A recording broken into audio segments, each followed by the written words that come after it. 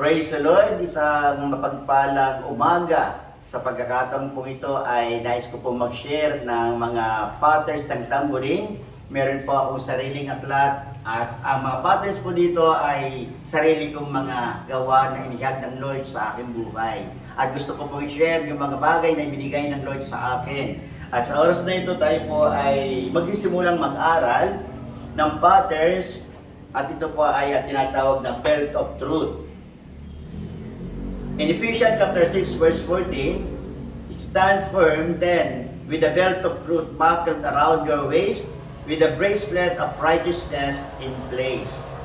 So, just as the belt of truth is worn close to the body, we should hold God's truth close to us and allow it to surround us. When we remain in His Word, we can distinguish what is true from what is untrue.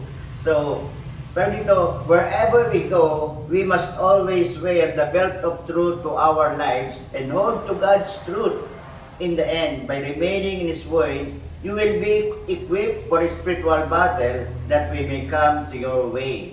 So, kinakailangan pala na ang katotohanan na ipatuloy natin na taglayin sa ating buhay.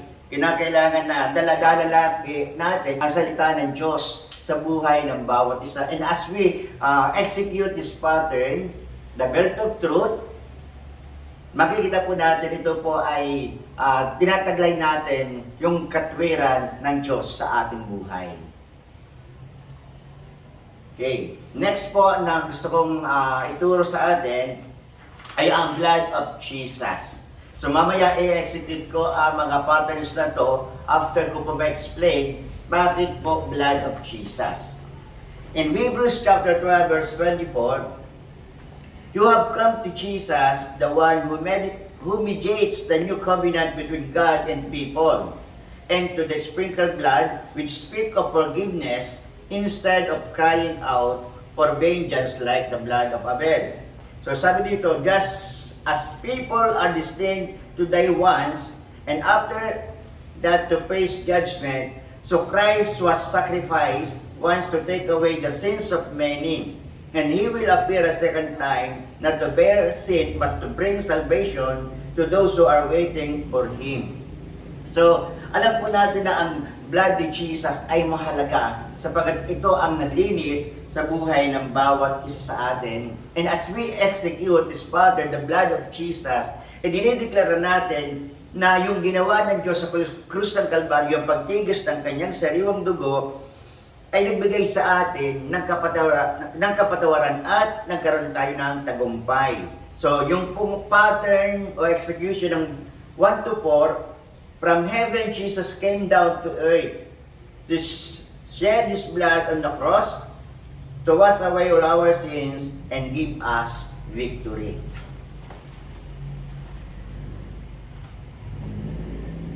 So, i-execute ko muna po yung patterns ng belt of truth. Belt of truth. 1, 2, 3, and 4, 5, and 6, 7, and 8, 9, 10, 11, 12, 13, 14, 15, 16. 1, 2, 3, 4, 5, 6, 7, 8, 9, 10, 11, 12, 13, 14, 15, 16. Next, blood of Jesus.